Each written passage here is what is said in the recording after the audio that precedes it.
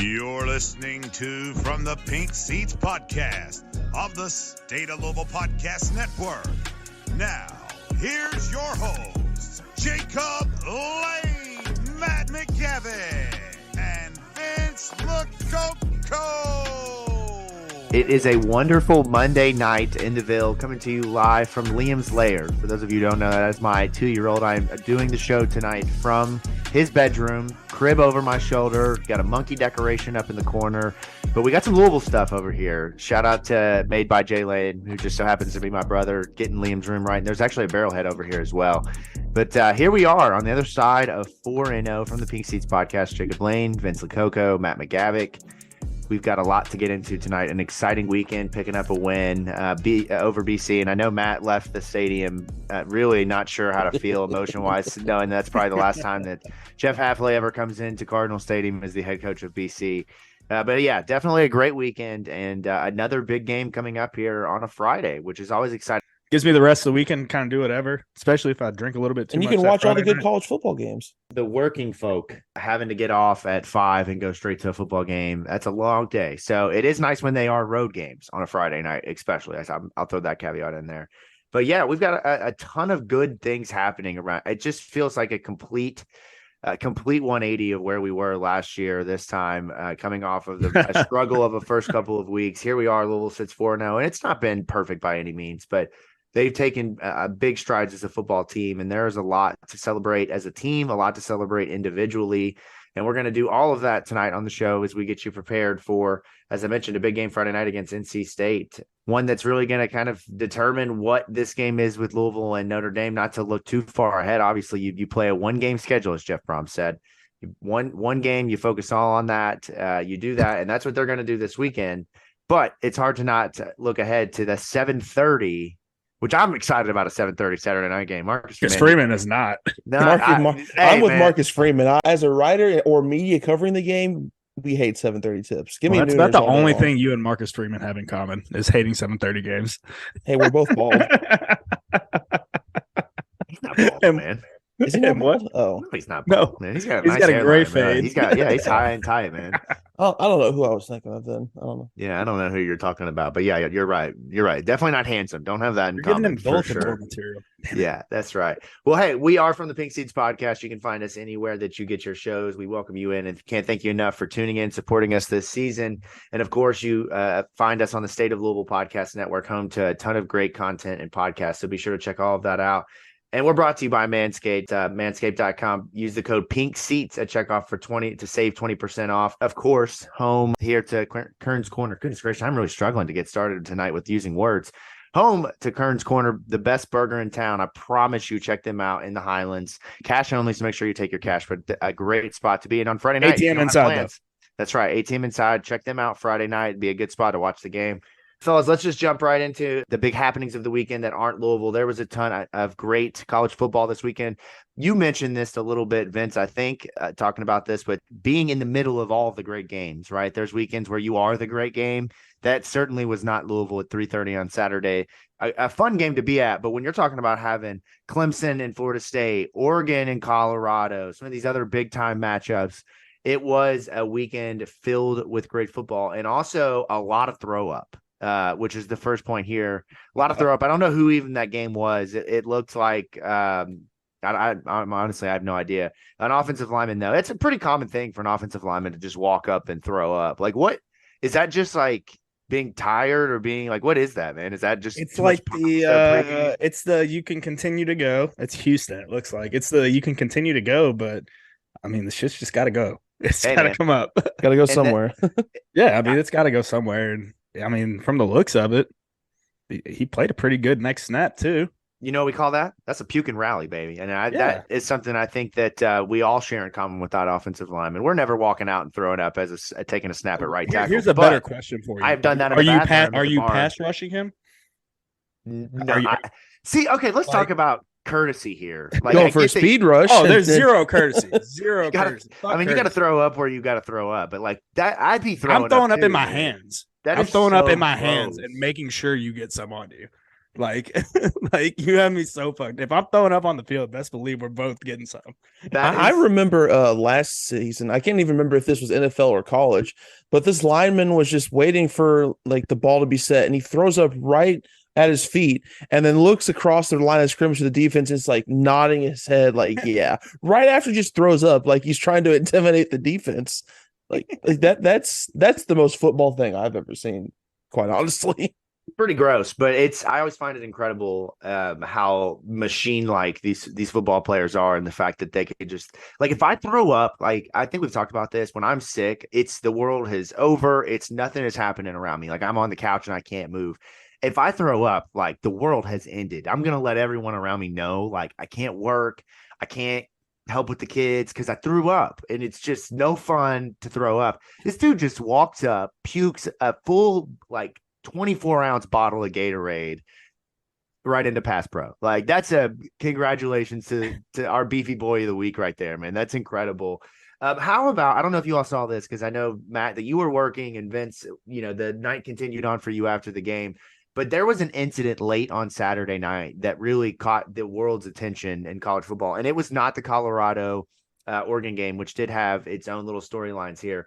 There was an incident between Texas State and Nevada where there were reports that the Trident, Nevada's turnover Trident, and there was reports on Twitter that it was stolen by the students of Texas State mid-game, and that it was used to be launched down onto the field at the players. And this, at first I thought this was pure, like, because I was kind of following this in real time. I just so happened to be awake late Saturday night, but following this in real time, thinking this is like satire. There's no way this is true. But ultimately, if you keep digging into this, there are pictures of somebody holding this Trident in the stands. And ultimately, it ended up back on the field. I think it was a miscommunication at the end of all of this of how it ended up there. Like, it was on the ground and maybe somebody picked it up. And of course, if one picks up a Trident, like, you're like, bro, can I touch that? And then eventually pause. But eventually somebody's got to throw it. Yeah, eventually it gets to somebody who's just like, fuck it, and throws it. Because everybody is waiting for their moment to throw a Trident. Like, we all secretly are waiting for that. Why does Nevada have a turnover Trident? I mean, they're the wolf pack. Well, I've never seen a wolf out in the forest just hold Poseidon's Trident. I like the anchor. If I did, it was a bad acid trip. Right. Hysterical. You see the Anchorman GIF below it says Brick killed a guy. Yes. Somebody said that a fan went full Brick Tamlin, then threw the Trident. Brick, you might want to lay low for a little while. I think you killed a guy.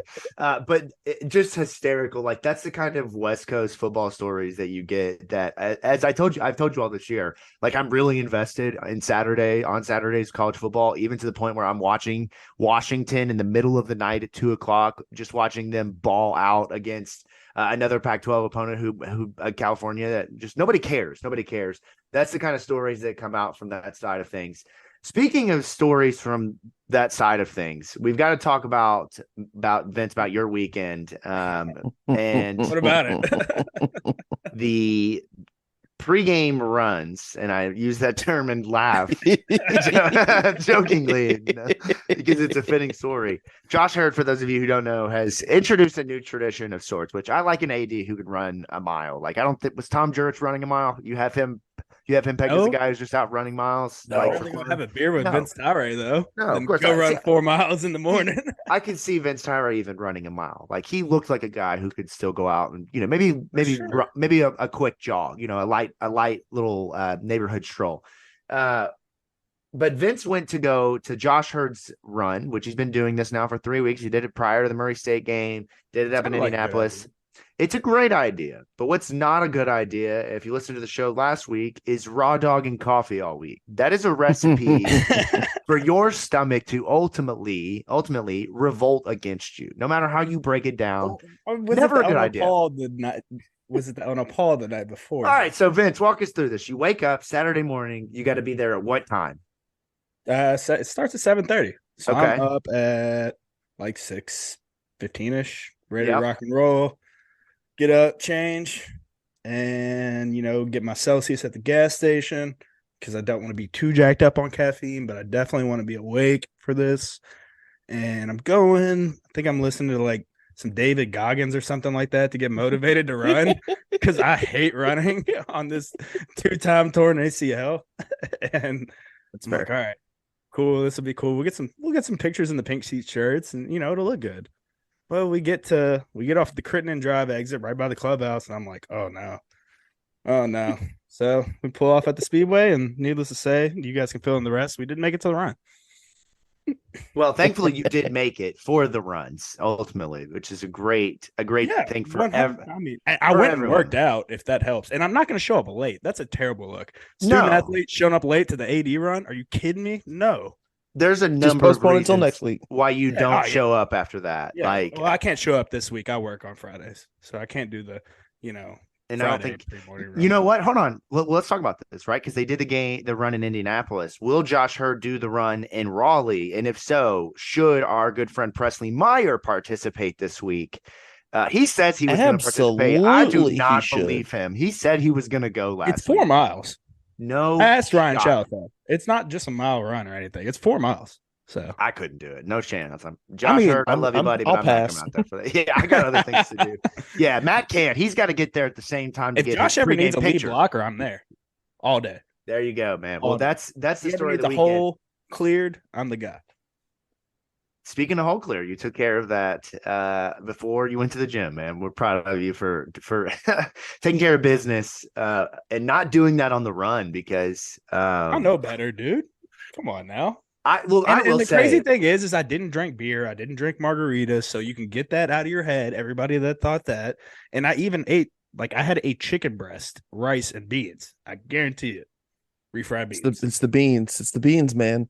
Yeah, Mr. fucking bean dip chili. I give you a lot of credit for going. And I've been in a store in a similar situation where I think a lot of the times it's pre-workout induced. I think everyone who works out and takes pre-workout has had between the consumption of the pre-workout to the workout, there is a sneak. We call them the sneaky duties. Like it catches up to you and you have to go because you cannot work out holding a sneaky duty. Like there's too much unclenching and clenching for that to take place to where you can have an accident, unfortunately, doing it. Nobody wants to be that person. No. But I was in tights too, so it would have been bad. See, here's my thing. I refuse to go poop anywhere that's not at my house. It's just that's just fundamentally who I am. Unless it's in a complete emergency, not happening. So for you, first of all, to go in a gas station, I could never unless it was emergency, but I've left workouts. I've left events. I've left places to be able to get home because I've had to go to the bathroom that bad. So I can totally relate, man. I know. Yeah, I've been there before. It's not a fun place to be, but you know what? When nature calls, it's going to keep ringing until you pick up the phone. I think of it as more like an alpha male stance. I'll walk out of the bathroom and pound my chest yeah, this is mine now. He says as he clenches his butthole with the force of 1,000 suns. Oh, man. Anything else from the football weekend? I know Lamar Jackson takes an L. Very unfortunate. I want to thank the football gods for gracing me with Tyreek Hill and Tua Tagovailoa on my fantasy team. Amen. How many points you get? Oh, God. Tua had 40-something and Tyreek was in the high 30s. There you go, man. That's a winning recipe for you. And you get a Colts win. Good I'm for winning. you, man. I'm winning this week. I should win. There you go. Breece Hall is trying his damnedest to screw me. His damnedest. He is trying so hard to screw me this year. I hate the Jets right now. But Alvin Kamara is about to be back, so we're subbing him in. There you go, man. There you go. All right, well, let's talk about Louisville football. Again, make sure you follow us on Twitter at Pink Seats Pod, at U of L Report, at the State of Lou.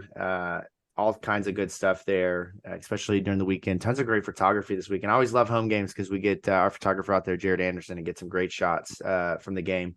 I've got one that's going to be when we do get from the Pink Seat studio that will be going up in the studio because it's a pass rushing picture and it's just the vibes are it's just a beautiful aesthetic. Let's talk about this game. Do what? Who is it? It's everybody. It's a shot straight down the line of scrimmage. Let's talk about the game though. A great game to be at. A lot of fun. I'm sure everyone who went out there outside of the heat had a good time. 56-28. This is the kind of game we were waiting for. And while there were some bumps defensively, that's to be expected when you're up by as much as they were.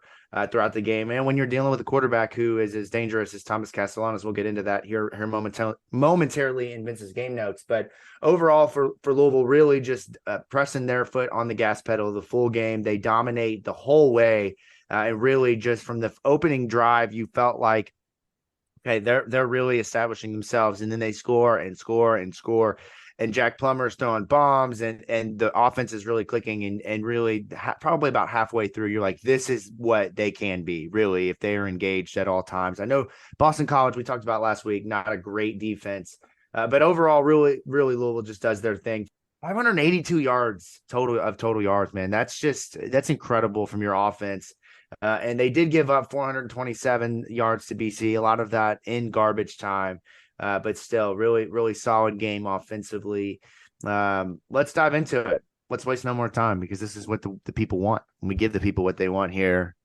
Matt, you look like you want to say something. Yeah, I mean, I'll be the first to say that I didn't see this coming at all. I thought that Louisville would win and win by double digits. I wasn't sure they were going to cover the 14-point spread, because we had seen what Castellanos can do with both his arm and his legs, and we did see some of that in the game this past Saturday. But my main concern was we hadn't really seen a Louisville team perform for all 60 minutes, or at least come remotely close to it, especially on offense, where it seems like it has incredible peaks and then just skids to a halt at times. Well, it did not skid to a halt once in this game. Well, it might have, but I mean, it was the third and fourth stringers at that point. They had 1 3 and out. Jeff was ripping ass. Jeff was ripping straight. It was a straight effort ass ripping too. You could tell. It was like, why are you guys? We were up by a lot, and it was straight effort. Love it, man. Hey, and you love to see it. But hey, if he's gonna rip ass over giving minimal effort after scoring 7 touchdowns, I mean, I'm pretty sure Louisville fans are going to take that, and not like 7 scoring drives, 7 touchdowns. Like this, it's pretty hard to do no matter who you're facing.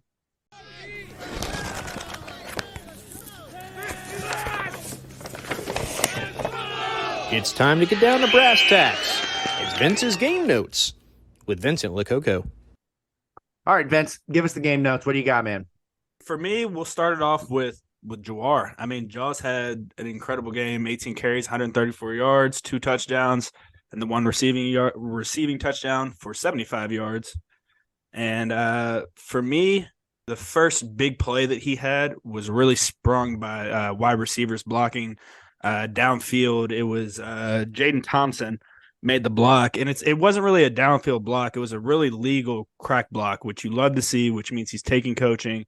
He had his head across. It was one where in like 2010, you'd see the dude with his helmet and head rolling across the side of the field.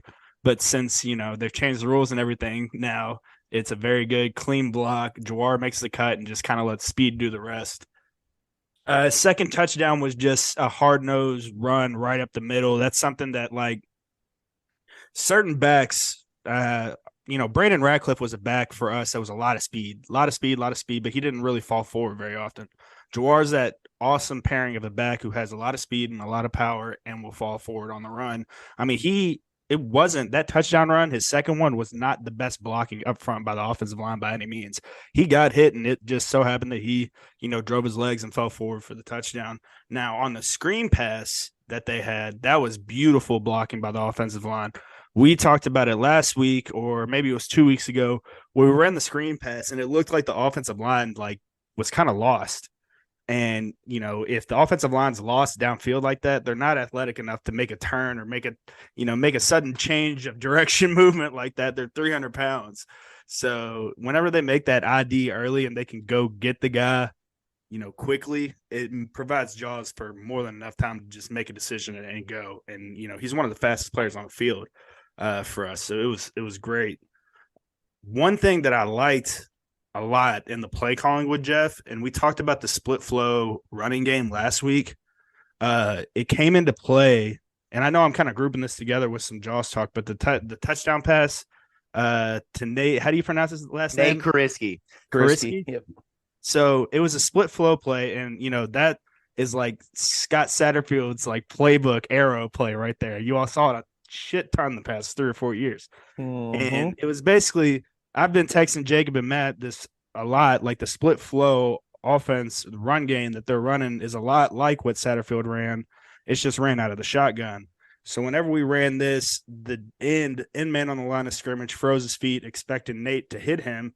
So he was kind of bracing for the hit like a soft ass. And whenever he braced for the hit, Nate just slipped it right past him, and it was an easy dump pass.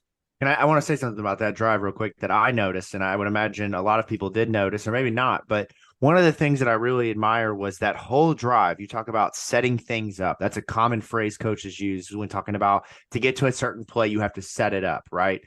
They use Josh Lipson primarily. Nate Kariski did it a couple of times, but they would bring their tight end in motion right before the play would snap and use him as almost like a pulling blocker. So he's coming across and directly the ball is snapped before he hits the line of scrimmage, and he's going and he's engaging that defensive end. They did that on that drive probably 4 or 5 times, maybe 3 or 4 times.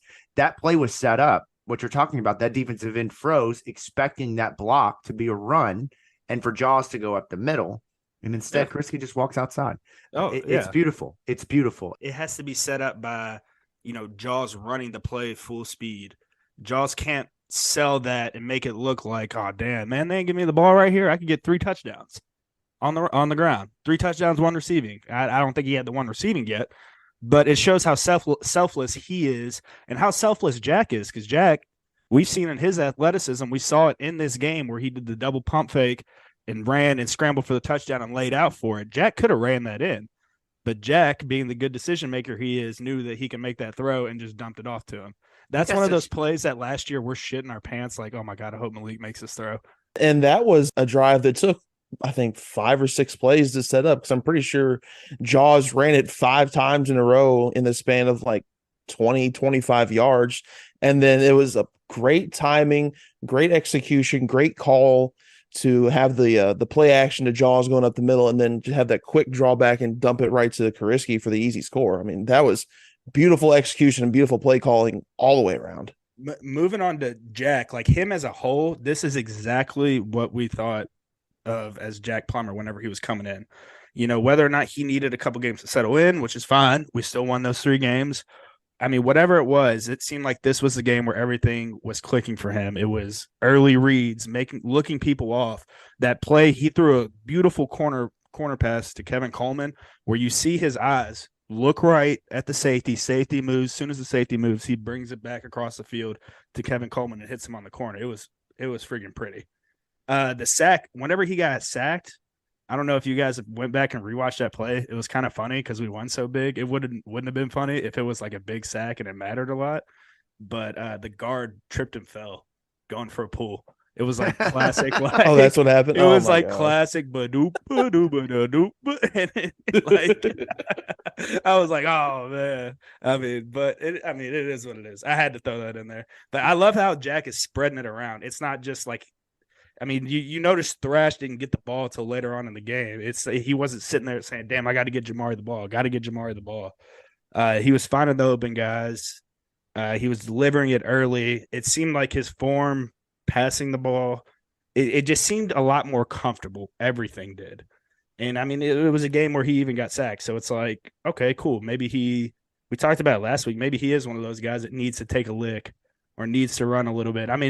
He's not afraid to use his legs either, which was not what I thought of. Hearing the announcers say that he played half the season with what I text you guys? A torn PCL or MCL, LCL. Yeah, I don't remember that ever being mentioned. I don't remember that at all. That might explain a lot with the whole getting sacked 30 times at Cal thing. Exactly. They mentioned him being a statue. And I don't know if that was between a conversation with Jack and the announcer at some point or what, but that's just crazy to me that he played all last year like that. And, we are getting, the reward of him being able to use his legs and stuff. Okay, moving on to Amari Huggins-Bruce, man, he finally had that, that breakout game. 3 receptions, 110 yards, 2 touchdowns. His first touchdown, perfect route by him, was a switch route. So one guy was going first, another guy goes second. The outside guy, you saw him run a post, but a lot of times you see a post corner off that. Amari ran his more like a wheel. So it really went underneath of the outside receiver. And how he ran his route was great as well, because he gave Jack enough room, to throw it over top if he needed to. He didn't overrun his route, and Jack just delivered it perfect, and Amari made a play on it, and it was off to the races. But the play was really, made by Isaac Garendo in the backfield and getting a block on one of the blitzers, because that play would have been effed if Isaac would have missed that block. So big shout out to Isaac Garendo for making the block on a touchdown pass. One gripe I had with Jack throughout this game, I know I'm bouncing back to that, was I wish he would have hit guys like Chris Bell a little bit more in stride. And that was that seems to be something that we have, griped about a little bit the past couple games, is him just being a little bit late on some of the throws, even though, he was great on most of them today. Amari's second touchdown was a great ran route. He stuck it at the top of the route, comes underneath the safety. Jack just delivers it. It was a great ball. All Amari's routes were ran downfield, like we talked about last week. None of them were ran behind the line of scrimmage. It was stuff where it's one cut and getting north and south. The wheel route was just one cut, get under it, and go. The post he ran was just stick it and go. It was great. Now, defensively for me, I would love to see the corners sink a little bit more on like their cover 2 stuff. It seems like they are, like giving too much of a window between the corner and the safety. It's where they're, the quarterback's just having the capability to hit that. Stuff seems a little bit too soft on the run game too for me. Seems like guys aren't fitting right. Every time something's going wrong on defense, it looks like guys don't have their eyes in the right spot, and guys aren't feeling right in the run game. Where's my note? While you find that note, I want you to hold on to that, listening audience, in your back pocket. That note right there from Vince. That's going to be a key conversation point when we get into the NC State game, previewing Brennan Armstrong and how they run the football. I have noticed, and I am not a football guy, like my football eye is trained differently than your football eye, but I have noticed that when it comes to playing inside and then having to get back outside, they're really bad at that. Their eyes are almost like 2019 Louisville football, like to where they're over aggressive. They touchdown pass. pursue. The touchdown pass. I don't know who he hit, but Ben Perry jumped up on it, and it looked like, if Ben would have had his eyes in the right spot initially, Ben would have sank right back in the passing lane. It probably would have been a pick. And there's another one where 34 got sealed off by the tackle, and safety, he got sealed off by the tackle. Now he's got the edge right here. He's setting the edge, but like he has no strength or no leverage. It's not like he could have got off and made a play on that. And the safety at the same time was way too far inside. And safety, you just can't make a play on it, especially a quarterback like that who has that much speed. For me, defensively, I think everything there is so correctable that it's kind of funny, because it's just eyes. It's eyes and being in the right spot. The defense, they did great on what was it, 3rd and 4th down this past week. I love how they will get after it if push comes to shove, and it showed in the IU game. It showed last week. If we get down to a 4th down type deal where it's becoming 1 yard to either score a touchdown or get the first down, I'm liking our defense's odds to take that at this point. And I felt like I haven't been able to say that in a couple years. So that's very refreshing and very cool to see. For me, it wasn't a complete game still, because they did not play all 4 quarters. That's where I was talking earlier with Matt. Like, Jeff was bitching about effort. And, the points at the end, all that BS at the end is guys not playing all the way through, saying, oh, we got the game already won. Game's already won. Well, no, keep the foot on the gas pedal, but put up 70 points. Be like the Dolphins. Put up 70 points. Say you want us to stop running these plays? Stop us. You want to score? Well, beat us. So that's kind of what I want to see out of the guys. Be a little bit more disciplined down the stretch, especially whenever you feel like you have the game won, because there can be instances where teams can come back, and definitely that'll bite you in the ass. For me, it was a great game, though. I freaking loved it, and I'm glad you got some sack updates too, Jacob. Yeah, I mean, it really was a great game overall. I would have liked to have seen them come out a little bit cleaner in the passing game, which you kind of alluded to, and that's going to be something to really watch this weekend, because NC State is a team that's not necessarily passed the ball extremely well this year by the numbers. They're not big volume game after game, but they have a very experienced and capable quarterback who has shown for years that he can slice and dice if given the opportunity. This defense is missing something. I can't put my finger on it just yet. Like, it's a very much a bend, don't break defense. Like, and that's okay. We can be that after coming off of last season where you are the hunter. TFLs. It is, but they're just not there for some reason. Guys aren't keeping the edge either. Like the edge of the defense. You know what I mean? Like, guys are getting around us constantly. Quarterbacks will come up and not like underneath us. Like, say we overshoot the tackle, now they're coming up under. Like, there's too many instances where guys like Stephen Herron and the other ends are just losing contain. Herron should have had like 3 sacks in that game. He was getting so incredibly close to sacking Castellanos. And I get that Castellanos is incredibly shifty and is a very much a threat with his legs, but just the angle he was taking, he should have had at least a couple sacks against him. And he just came up empty a few times. And I've said this last week as well, this whole defensive line, they're getting so incredibly close to getting home in the backfield, but they're not quite getting there. It's like I said, it's the same issue that the 2021 defense had. They're obviously getting pressure, but the pressure's not completely getting home yet. Yeah. All right. Let's transition into talking about, Vince alluded to it, the Sack King update.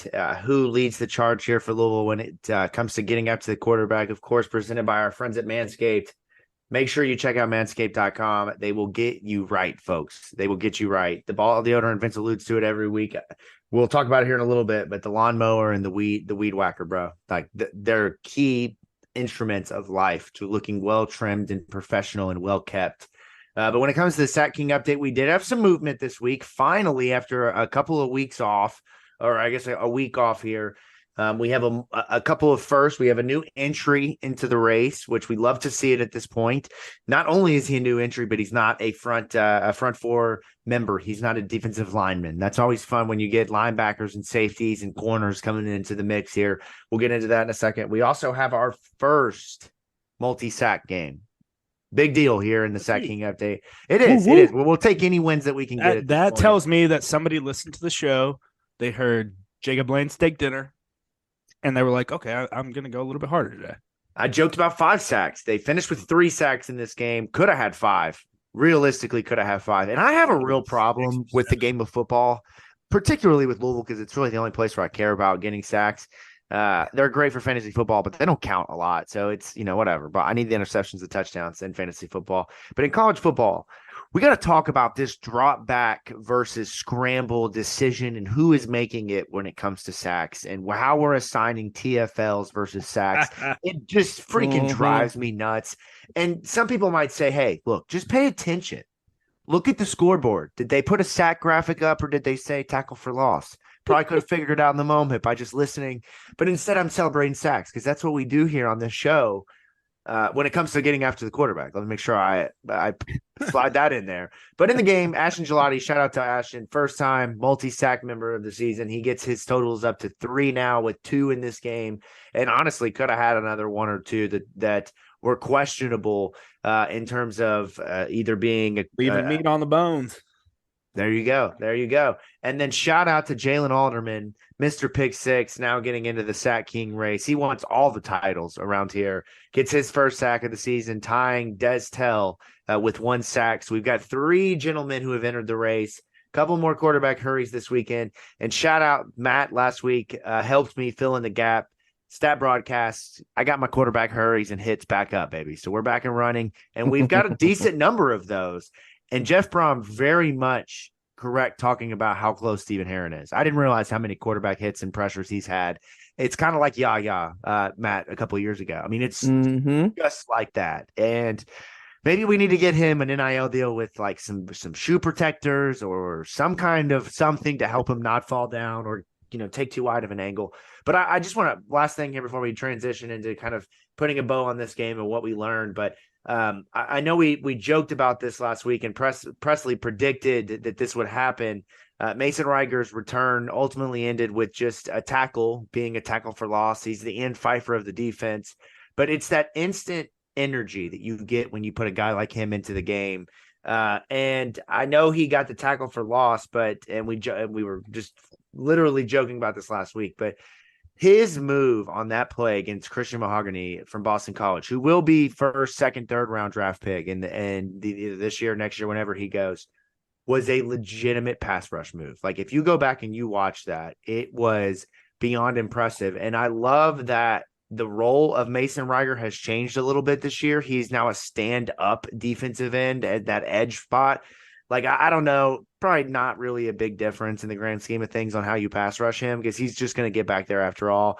But, like, they needed something else behind Heron because Popeye Williams hasn't really emerged. Cam Wilson has played well, but it's just not – I'm telling you guys, they need something. This team, the defense needs a spark. They need something. And Ryder provided it last week. He did for sure. Good having him back. Always great having somebody who's just a dog when it comes to getting into the backfield.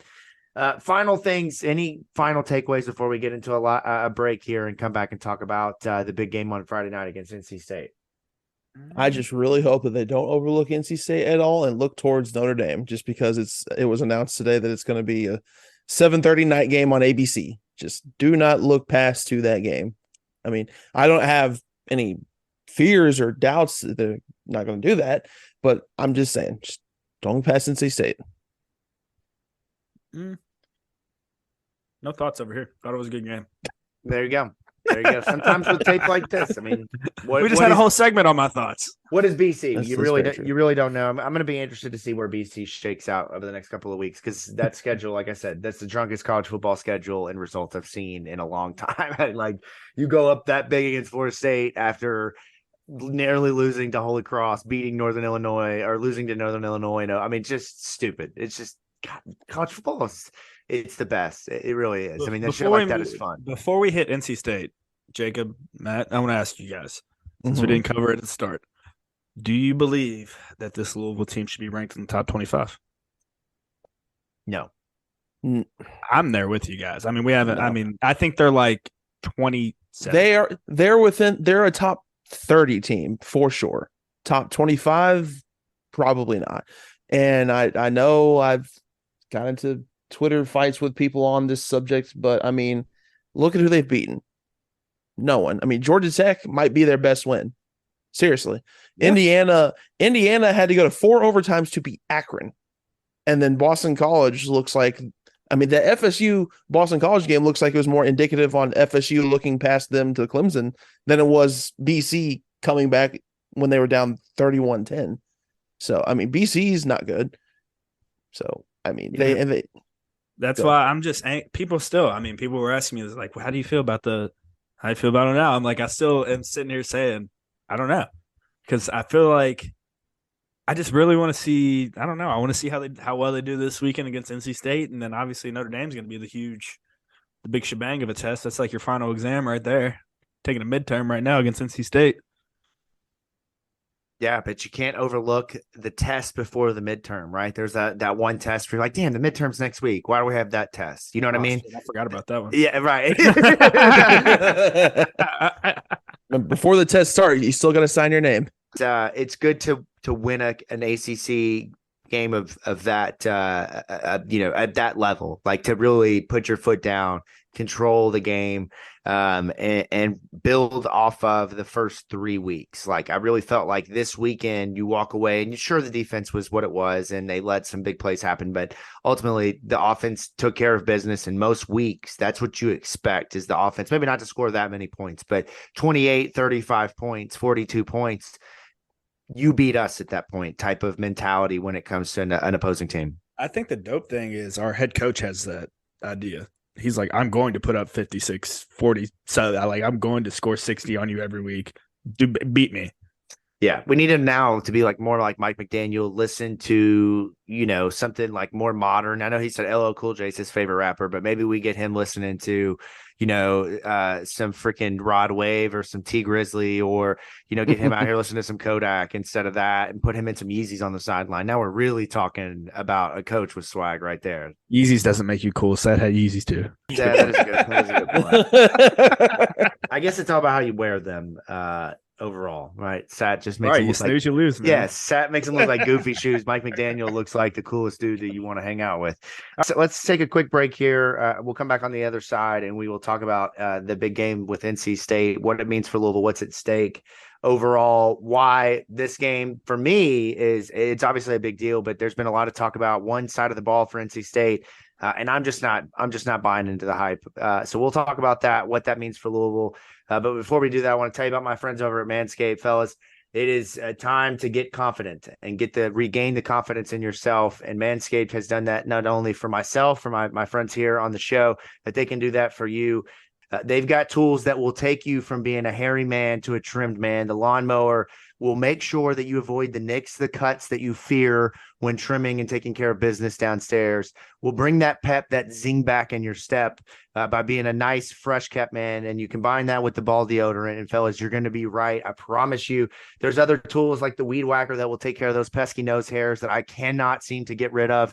I trim one and it grows back 10 times longer. The weed whacker is taking care of that for me and is taking care of that for thousands of men across the United States. They can do that for you. Take care of the ear hair, the nose hair, the pesky eyebrow hair, the places that are very tricky to get to. Manscaped will take care of that. And of course, they've got a ton of other great tools, from the handyman that will get that face. If you've got to shave daily, you've got sensitive skin, that will take care of that for you. And of course, I went ahead and I ordered it, the foot deodorant. I just can't get my feet to stop sweating. I don't know. Something wrong with me. But Manscaped is taking care of that as well. And they've brought the confidence back in my life. They will do the same for you. Check out manscaped.com. Get right, like all three of us here on the show. Use that code Pink Seats and save 20%. I promise you will not be disappointed. You will want to gift it to everybody you know. It might be a little weird giving gifts like that to your friends, but after they use it reluctantly, they will thank you for that. You can tell them to check out manscaped.com. We will be right back on the other side to talk about taking care of business downstairs at NC State, Raleigh, North Carolina. I hope you think of me every time you shave your balls. We'll be right back.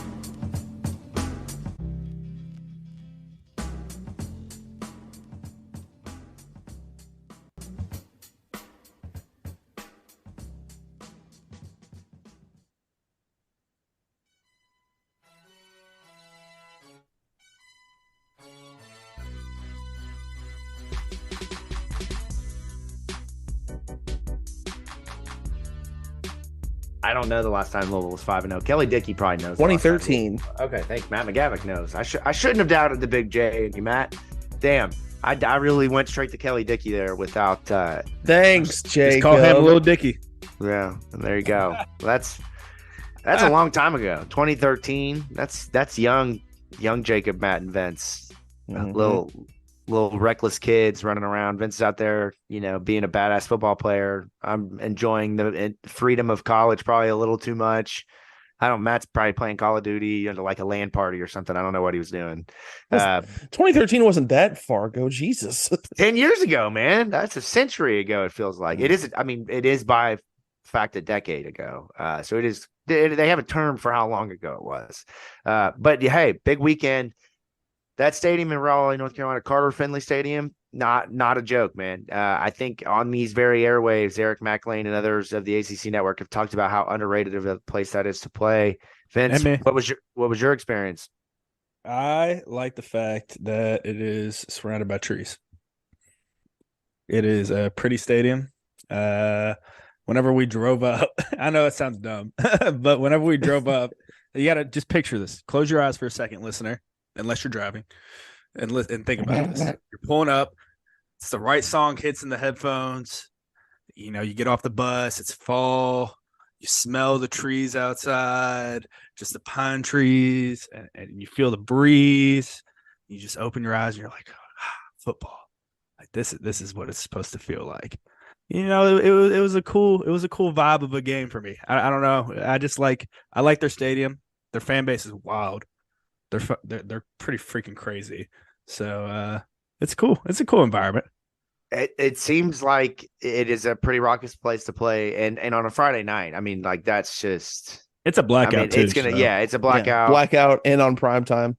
prime time. It's an ESPN game, yeah. Yeah, I mean, it's going to be a great game all the way around.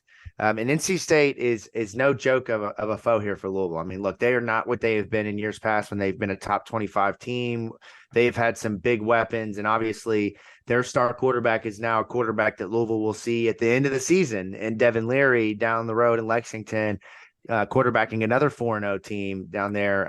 And so now it's a different era of sorts for NC State. But when you're talking about a Dave Doran football team, you're going to get a team that's going to play aggressive defense, that's going to have, the potential to beat you with some of the skill position players, not as robust as years past. There's certainly not a Donovan Knight on this team. They've got other weapons overall that they kind of coach up, if you will. They get the most out of the least, if that kind of hits home here. But they've got a star quarterback who is playing in his 19th year of college football. They've got a star linebacker playing in his 19th year of college football. So they are a team who can very much win. And fellas, before we dive into the kind of meat and potatoes of this game, the ACC has never been more wide open. And while there is still a team currently in the running for the playoff from the ACC, the margin for error as a conference here is slipping away. There can no longer be any slip-ups. It's really down to, there are, the unbeatens of Miami, and I think Syracuse is still unbeaten, and Duke is unbeaten, and you have Louisville, and you've got Florida State, obviously. But little by little, the national landscape of the ACC is going to be, or I guess the national kind of focus will be non-existent if it's not Florida State. So that's kind of the first challenge and hurdle you face. But for Louisville, I talked about this months ago. It's undefeated or bust if you want a chance at the playoffs. So each week, as Jeff Brum alluded to, it matters. It's significant, but the ACC is wide open. This is what it's been for the last couple of years. Clemson is not what they were.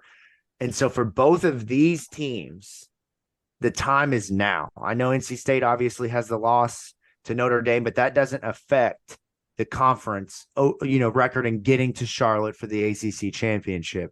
The time is now. This game is of the utmost importance for both of these teams. Louisville is coming off of playing its best football. NC State is coming off of sneaking out a win they had no business getting. And so that's why, for me, this one's a little tricky. It really is. But fellas, let's just dive into it. What are your all's thoughts overall? Brennan Armstrong, Robert and I, that's a storyline to really watch out for. What are we kind of thinking heading into this one?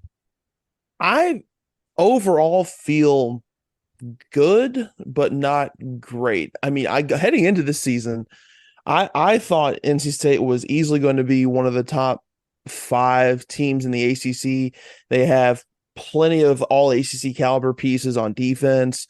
Brennan Armstrong gets reunited with Robert and I, they were together at Virginia in 21 when he had that mammoth year passing the ball. I really thought that the Wolfpack were maybe going to try and jump into that upper 3 tiers of what I thought was Clemson, Florida State, and North Carolina, and maybe try and crash the party and be one of those guys like, hey, we're like the cream of the crop in the ACC.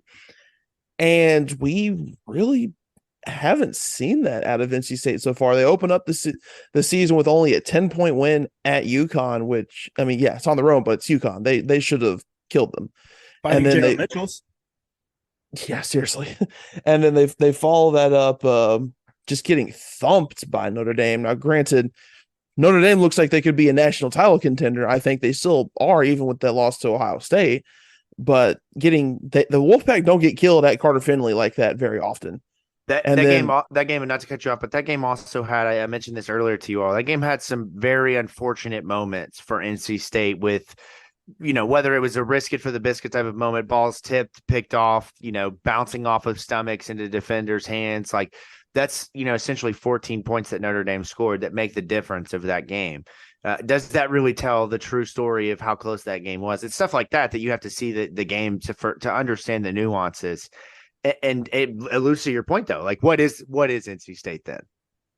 Yeah, and even then, like the game you mentioned a few minutes ago, they shouldn't have escaped Charlottesville with that win. They should have lost. A lot of that was just Virginia making boneheaded mistake after boneheaded mistake and putting themselves in a huge disadvantage and allowing NC State to just kind of sneak in the back door and get that game-winning field goal. They got lucky.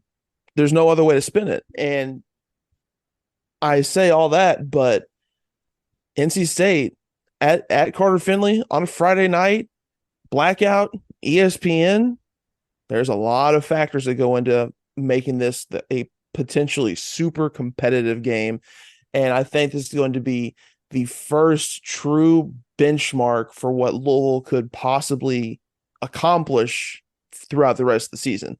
Because, I mean, one of the big talking points the entire offseason was like, oh, yeah, the way the schedule shakes out, it's not entirely like infeasible to have them start 4-0. Look where they are now. 4-0, 2-0 in ACC. Now the rubber's starting to hit the road. And now the schedule gets a little bit tougher. Now Louisville is at their first real, true test, not to completely discredit the other teams they've faced so far, but the level of competition is now really starting to take an uptick. And now this is Louisville's chance to really prove to a national audience, not just people locally, like, hey, this is who we are. This is what we're made of. We're going to go into someone else's place in an underrated environment, one of the more underrated environments in the ACC, and take it to them. This is their opportunity to do that, but it's not going to come easy at all. So while on paper, just pitting the actual teams against each other, I would think it would probably more so skew to Louisville, but that home field advantage for NC State has to be taken into account. Vince, tell us a little bit about Jeff Brown talked this week today about piping in crowd noise in practice and really, making the players have to play under that condition and kind of get their minds wrapped around how raucous of an environment that is. I was just looking up because I remember hearing stories of this in like geography in middle school and high school, but like they used to use like loud music as torture to where they would play it to make somebody either. You want to know some torture? Because it's true. Is the week you play Florida State and you're signaling and the speaker's right behind you and all you hear is just right in your freaking ear the whole time for about a 2-hour practice. Oh, you're done with it come Saturday. I promise. So, and crowd noise, pumping in crowd noise at practice may or may not do anything. I mean, for me, I didn't really notice the crowd noise in particular so much. Because, I mean, it's practice. At the end of the day, you're at practice. There's no crowd. I don't know how realistic it is. I didn't personally feel it much. The one I did, like I just said, was at Florida. Was whenever we did Florida State. We every year you play them on the road. The entire time you're hearing their war chant, and it is come Saturday, whenever you're ready to play, you are just sick of it. That's exactly the point I was trying to get to. Great illustration of what that looked like, because that's what I was going to say. Is like, what's it really do? Does it matter? But what I bet it does is it gets you prepared for when that's happening. You don't, feel for me, that would make me just go crazy. The anxiety and pressure of like everyone screaming, especially if you do something wrong. Like if you get a penalty, throw an interception, just that noise quickly just takes over. Like I can only imagine what that moment's like.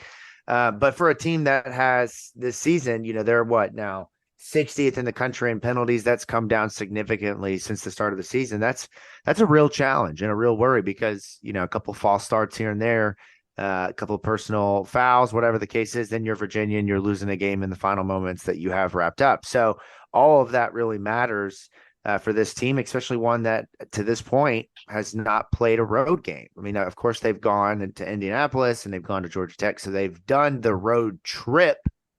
They've not done a road game. So you're talking about Friday night, a very capable opponent, and it's a kind of wide open race for the ACC. And so we're really going to get a measure of what Louisville is. And so let's just talk about key storylines, some of the big matchups, because these will go hand in hand with each other. Before you get going with that, Jacob, like this is a game for me, like on Friday nights where you kind of look at it as a player, and it's one of those ones where you circle, you're like, wow, like that Friday night, we're the game. Oh, and they're doing a blackout. This place is going to be packed. There's no more, pandemic or anything. You're not going to get it. Like it's going to be a full capacity stadium. It's going to be packed. You're really going to start to feel the crowd and everything.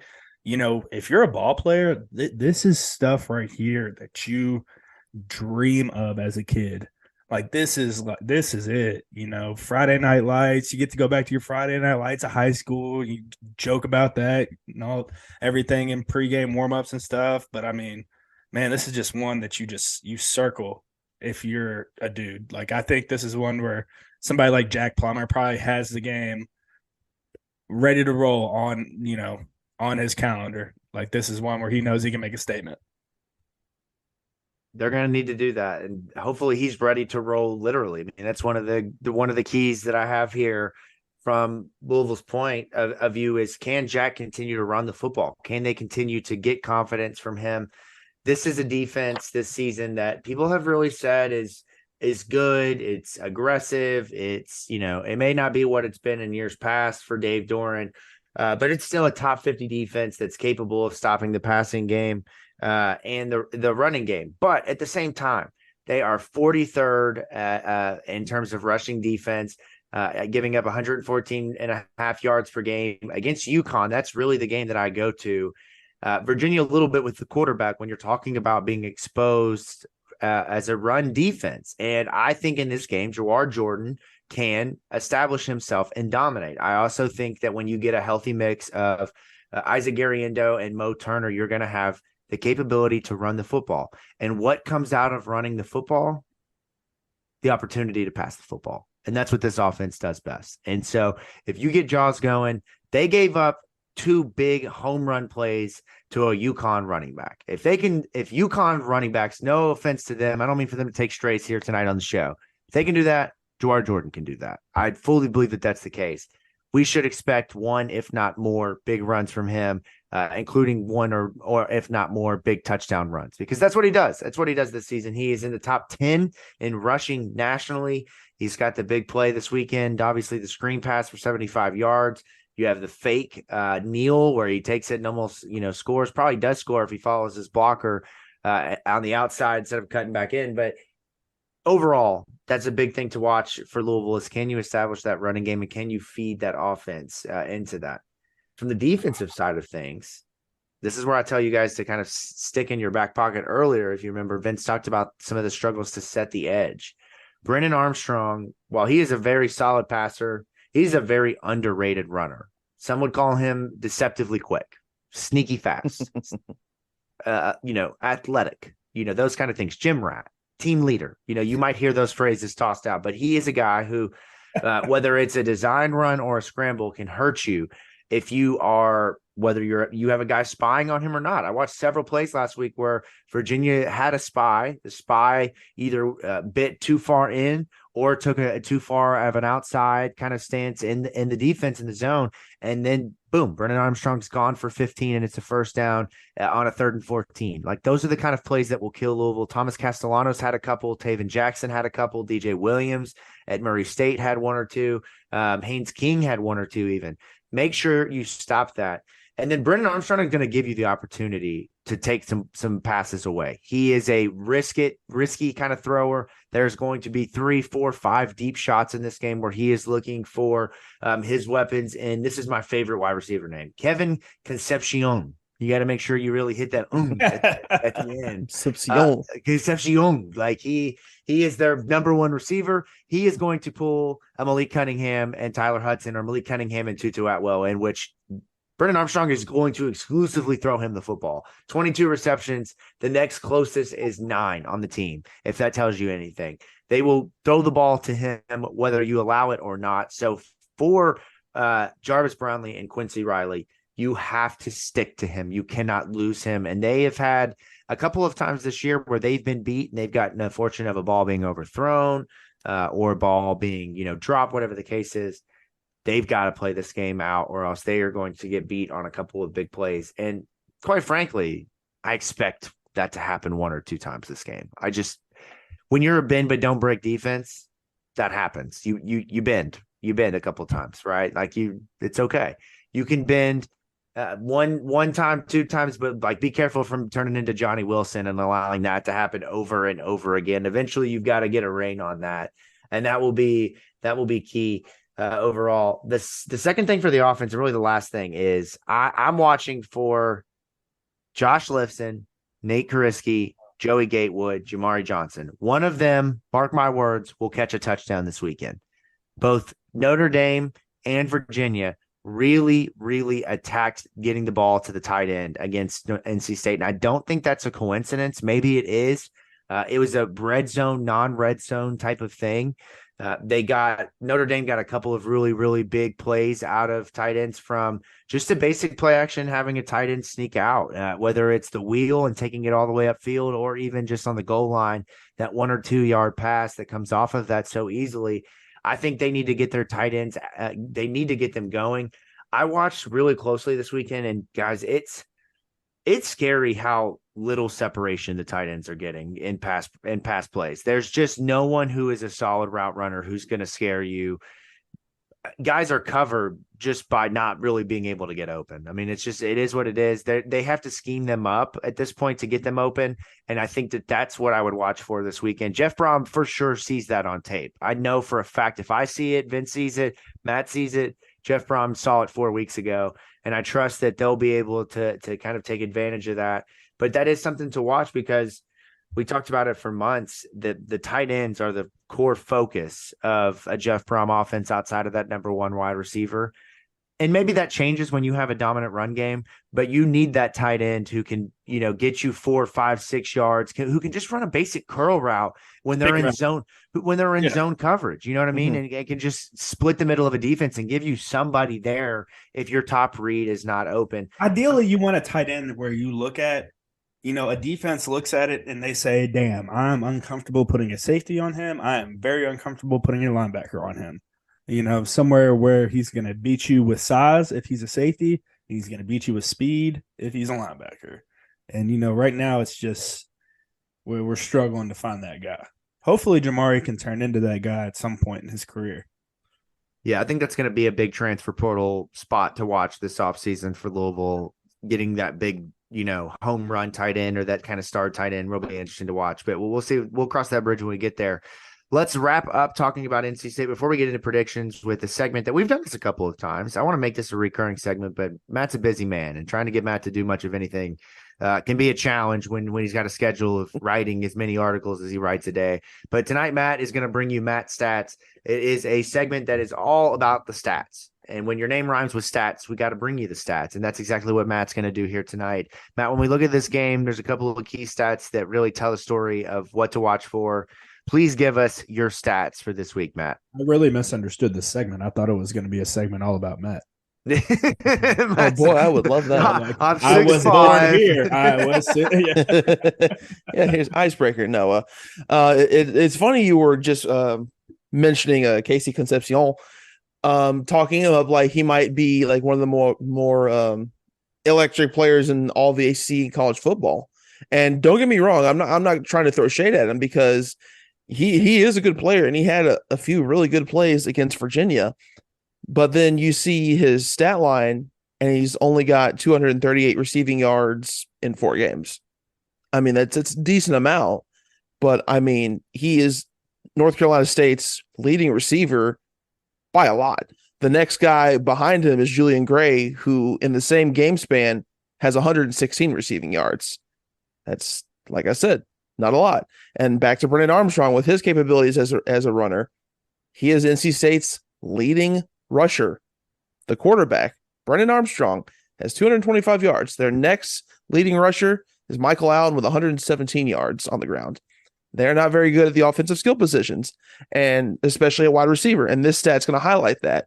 North Carolina State has a PFF receiving grade of 59.8. And for those who aren't well versed in PFF, an average grade is 60. Average. Their receiving grade of 59.8 is 113th in all of FBS and the 6th worst in the Power 5. It seems that if these receivers are not getting open, they're not making a lot of catches. And the film suggests that, and the stats suggest that, because of the 22 targets so far this season that PFF deems are contested targets, they only have 6 catches. That's it. I mean, if you have a Jarvis Brownlee who is known on this defense as just being a nuisance and being a physical pest, if I'm Jeff Brom, if I'm Steve Vellis, I go into that meeting room and I tell him, fuck shit up. Because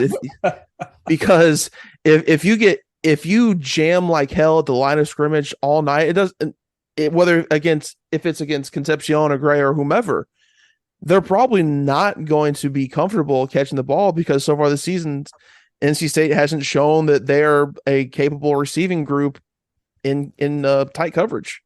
So there's that stat. And then going to the other side of the ball with their defense, and we've talked a lot so far about how NC State's defense hasn't been dominant, but they're still pretty good. They still have some capable guys. And where they do shine some is in their front seven against the run. Their run defense grade, according to PFF, is 81.1, which is 35th in the SBS and 27th in the Power 5, which, is pretty good. It's not like typical NC State where we've seen in the past where they'd have a top 10, 15, 20 run defense and front seven overall in all of college football. But, they're still pretty good. And especially since it's not just one guy who's doing all who's containing the entire run. It's not just Peyton Wilson going out there and being all over the place, which he already is. Going up and down NC State's defensive members, 4 regular players for NC State have a run defense grade of 75 or higher. Now remember, 60 is average, 70 is above average. So 4 regular guys on that NC State defense are well above average when it comes to stopping the run. There's 6 NC State defenders who have a run defense grade of 70, and there's 13 with a run defense grade of 65 or over. And this is regular players. These aren't players who just have like 5 snaps to their name and did amazing in 5 sets. These are guys who are either starters or regular rotational pieces. And it's not just a couple guys doing really well. It's the entire defense who has stepped up to stop the run. So, Jacob, I know you mentioned earlier how you think Jawar is going to maybe run roughshod on this defense. I don't think that's the case. I'd like to see Plummer step up, and I didn't include this in my stats, but just looking at some of the coverage metrics, especially for their cornerbacks, they've got all ACC talent there at cornerback with guys like Aiden White and Shane Battle. But so far this year, they haven't been really that great in coverage at all. So I don't think Jack Plummer is going to have an 18 for 21, 5 touchdown performance against this defense. But I would look for him to maybe build on his game against Boston College and have another somewhat efficient night. Next stat just purely revolves around Ashton Gelati. Shout out to Keith Wynn for first putting this out there on Twitter. Ashton Gelati, and we've mentioned a couple of times in the last couple of weeks how this defensive line is getting this close to getting home and just not close enough, but they are making an attempt to get there. They're letting the quarterback know, or the running back know, or whomever the ball carrier is, letting them know, like, hey, we're trying to get after you. And Ashton Gelati is the embodiment of that. He has, according to Pro Football Focus, he's got 25 total pressures and 21 total quarterback hurries. Both of those are tops in all of FBS, all 133 teams, all 100-plus players on all those teams. He's the leader in both of these categories. But he's only got 2 sacks to his name. So he's getting there. It's just a matter of time before he finally starts getting in the backfield with regularity and actually converting some of these pressures into sacks. It's going to come. It's a little bit of a slow go so far, but it's going to get better. I feel like it's going to get better. Even against an NC State offensive line that is pretty good. And then finally, I have to give a shout out to Jack Plummer because of his performance last week. I'd be remiss if I didn't, because he had a Pro Football Focus passing grade of 93.4. Remember, 60 is average, 70 is above average, above 90 is elite. And not only did he have a 93.4 grade, it was the highest of all FBS quarterbacks in week 4. He was the top quarterback per Football Focus in all of Division I. So have to get a shout out to him. He looked efficient. The film liked him. The stats like him. So yeah, we'll see if that carries into next week, this upcoming week against NC State. I don't think he's going to be as efficient, but I'm looking for him to have another game where he makes good decisions. He spreads the ball around. Of course, get Jamari Thrash his fair share of targets because he's clearly the number one guy on this team, but continue to have a game where he had against Boston College where it's not just feed the ball, like shove the ball down Jamari Thrash's throat like we saw like a lot of Satterfield teams did with Malik Cunningham and Tutu and other like wide receiver ones in this offense. All right, that's Matt's stats. Love it. I just feel like I gained a bunch of knowledge. Now give me a real Matt stat. Something about you, quickly. First thing that comes to mind. Something about you. What do you like to do? What do you do? Something. Give me something. Nah, I'm good.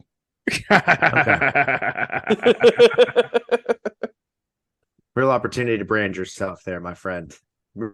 Really missing the opportunity. But no, that's great. And it kind of, again, mirrors what we've talked about with this team in terms of they've had NC State has shown glimpses of being kind of what you expect them to be, but also having lapses to where these games against a UConn, for example, is much closer than it should be.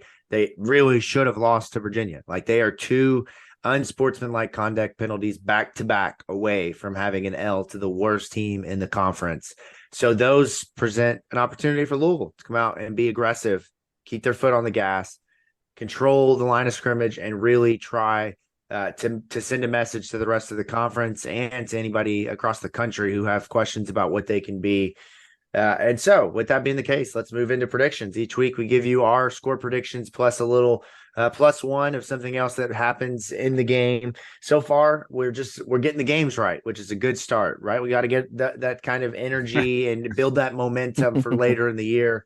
But heading into last week, we were all just either tied or one off, having predicted every single game correctly.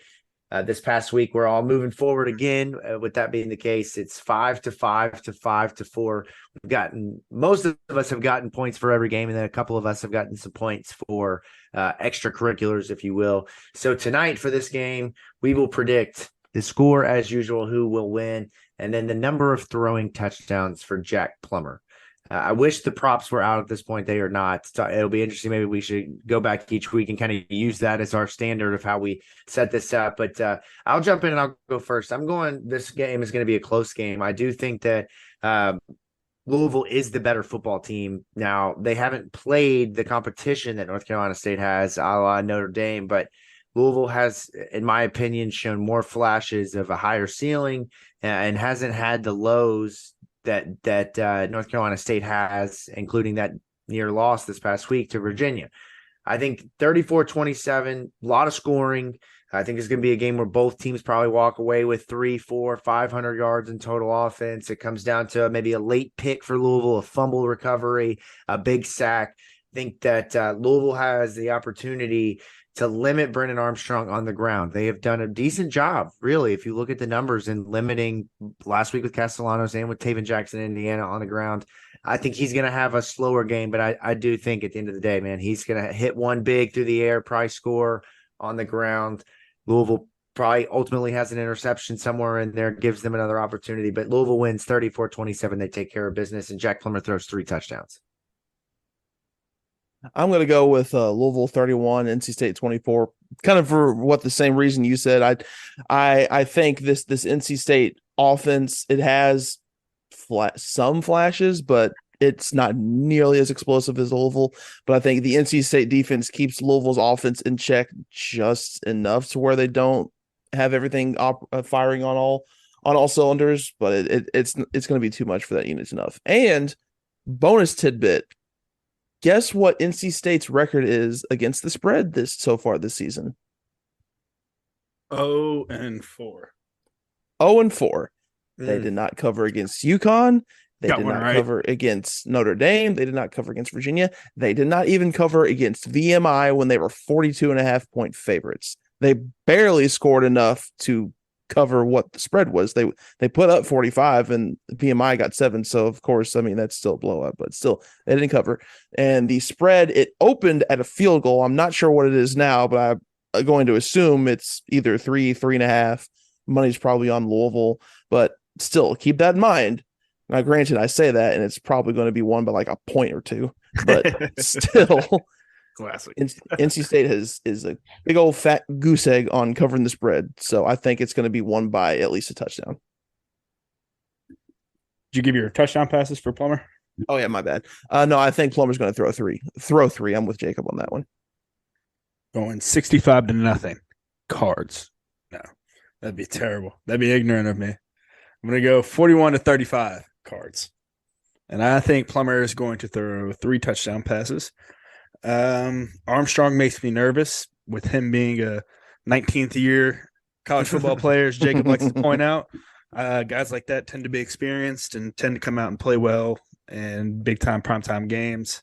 You see it with Hartman all the time. You expect a guy like Armstrong as well. Very mature, very poised, with his old OC to, come out hot and firing. This game does definitely it makes me nervous. It's one of those games, like I said, you have it circled as a ball player, but you have it circled because it's going to be a hard game, because it's going to be one of those games where, you might have to duke it out a little bit. So I'm going 41-35, 3 touchdown passes from Plummer. And, we'll see if they listen to the rest of my notes. All right, and final prediction here comes from Presley Meyer. He's got Louisville 34. So I think we all see very similar scores from a Louisville perspective. NC State 24. So 2 touchdowns for Jack Plummer. So he sets, at least someone's going to get a point or not. I guess, he could theoretically throw 1 touchdown and we don't get any points, but it appears somebody will potentially. Do that, that's right. And I will say our prediction last week was for who will get the first sack, and nobody was right, unfortunately. We should have gone with Ashton. That felt like kind of easy money, like a slam dunk. That's a layup, dude. We all got cute and tried to. We all got cute. Yeah, we were overthinking it. That's totally what we do with predictions. Somebody had Reiger, and it was Presley, but I told him he was out. He hasn't played all year, and we don't really get an updated injury report week to week. So didn't have an expectation of that being the case. But again, Reiger gets that first tackle for loss, and in the stadium, I'm like, that's a sack, man. It's behind the line of scrimmage. What are we doing? That's why I texted you guys. I was like, oh yeah, that's a good sack with Gelati, right? Yeah. Mm-hmm. So Ashton gets the bucket there and leaves most of us, or at least I guess Presley, pointless. But typical scholarship guy screwing over the walk on, man. Freaking love it, man. But we'll see. We'll see next week what happens. We got the opportunity here. Maybe we see somebody start to pull ahead here in this race of who is the most right at all times. That's a crown I'm really excited to hopefully wear at the end of the season. I might get a shirt printed. You want it so bad. I think we all equally want to have. Matt likes to pretend that he gets to predictions and being right before me, and I also like to do the same to him. It's part of being the male testosterone here in sports. We got to predict anything. We got to all be right all the time, or else we're wrong. I don't predict anything right. I like sitting back and evaluating post game. There you go. There you go. There you go. All right. Well, that'll wrap the show up here. Thank you guys so much for tuning in, supporting us. Be sure that you subscribe, rate, and review if you have not done that. From the Pink Seats Podcast, you can find us anywhere, including YouTube. Follow us on Twitter at Pink Seats Pod, at U of L Report is where you can find the work of Matt McGavic, and at the State of Lou is where you will find content from stateoflouisville.com and the State of Louisville Podcast Network. All kinds of good content this week coming. We got several new shows on the network, so of course we keep the content churning. Got to pay the bills somehow around here. Vince and Matt are both very expensive. Mostly Matt. Vince just wants like a Miller Lite and like a new pair of boots, and I feel like he would be content. Matt needs a steak dinner. Matt needs all the best equipment. Matt's always asking for more gear. Know your worth. Wow. So all I'm worth is a Miller Lite and a pair of boots to you, Matt. It's good to know, bud. That's what Jacob said.